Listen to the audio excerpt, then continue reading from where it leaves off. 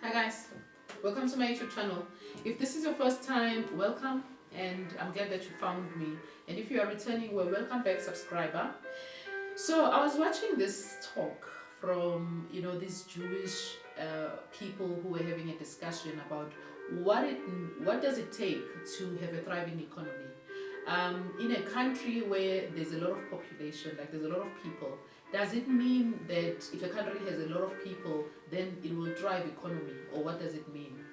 And so a discussion went on, as to having a lot of people who are coming into your country cannot be a good thing unless those people who are coming in, they're adding into the economy. And the factors that determines if people are adding into the economy, if people are educated, and if people have the embrace and they know the skill of of building communities. That means connecting, because being educated, it means that people are critical thinkers. It means that they can apply themselves and they have a foundation, because education is very important, I believe. And so when they speak about communication is or building connection is in a society where people are silos. I mean, we know this even in business. The worst thing that you can have in a company is where people are working in silos.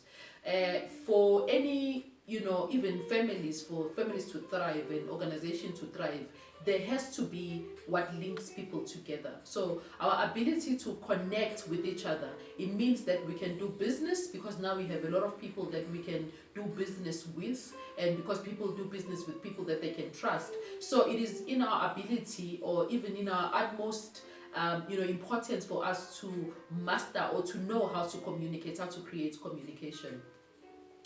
And so, as they were talking, they're describing this person who's needed within each country.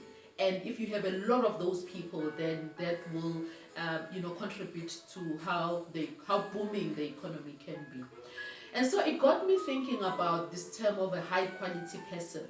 One thing that I learned, some time ago, was one thing that I respect, a person to do for me, is if we have, for example, if we have an appointment to meet at 1 o'clock at a certain place, and for some reason you are stuck in traffic and you're going to be late for more than 10 or 15 minutes, I think the best thing that someone can do, or expected, is that you let the other person know that you're going to be late. But I recognize, in my years, people are not like that. Some people don't think that is important, but there are people who actually think like me, who actually appreciates when you do that. And then some people, they could be leaving home at 1 o'clock and they will just never tell you. And so, I wanted to speak about what makes a high quality person and what makes a low quality person.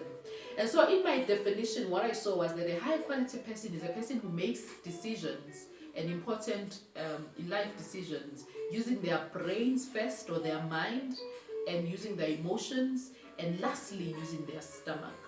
And the low quality person is actually the opposite of that. And a low quality person makes a decision using their stomach first, and using their emotions before they actually use their brains. They bring their brains after they've made decisions, and then they're trying to figure out the mess that they've gotten themselves into. And most of those people, they care mostly about instant gratification. They don't make decisions, long-term decisions, using their mind and logic first, and to make sure if things are that this is the right decision for us to do. And I don't know a better example for me to use than choosing a life partner. I know that there are few things that are good education that tells us how to choose the right partner. People are when people are putting out content about finding a right partner, it probably has to do with their experiences. But the right way of choosing a partner, it is not to look at how they make you feel. It is to evaluate the kind of person that the person is, and to see you, the kind of person that you are, and see if you can work together before you can think about how you feel about that person. It may be important, but in the long run, their values, someone's values and their, ability to appreciate and even understand commitment far exceeds how in the, at the immediate time how you feel about them, because feelings can change, for example. But when it comes to businesses as well, it would really be disservice to get in business with someone who thinks about their stomach, someone who thinks about, they will neglect and reject all values. They would get in business with people who would, and compromise themselves just because the money is good. And so what I wanted to speak about today is that, to build long lasting, if we get in a habit of building long lasting, partnership and relationship and business, connections, how we want to approach it is becoming high quality. And when we are high quality, we are confident to tell someone no, because we're not thinking about how they're going to feel about us or about the decisions that we are saying to. We have used our mind, so our emotions have nothing to do with what we are, with the decisions that we are making. So this makes us confident in our decisions. It makes even our self-worth, because one thing that really messes up with our self-worth is, trying to please people. When we try to please people, we are taking a piece of ourselves, especially, and what I mean is that, trying to please someone at your expense. It means that you have taken a piece of you and you keep giving it to people, and you know that it's a no, but you are so scared to say no because you're trying to please people, and that's a lack of self-worth. I was speaking to my brother today, and we're talking about integrity. What does integrity really means? Integrity is when what I really think and what I really feel and what I say is the same thing. I don't feel like, it's actually a no for me, but I'm looking at your face and I'm thinking that probably you're going to be disappointed, and then I say yes. It means that there's no, there's incongruency in with me and my soul, because I do not make decisions. With my decisions, what I say and what I think and what I do, those are three different things, or maybe two different things. And so when I get to a level where that is in alignment, what I say and what I think and what I do is the same thing. How I appear to people is really who I am. I'm not trying to put on a mask and appear to be something that I'm not, so that people can accept me, And so that's what high quality people is.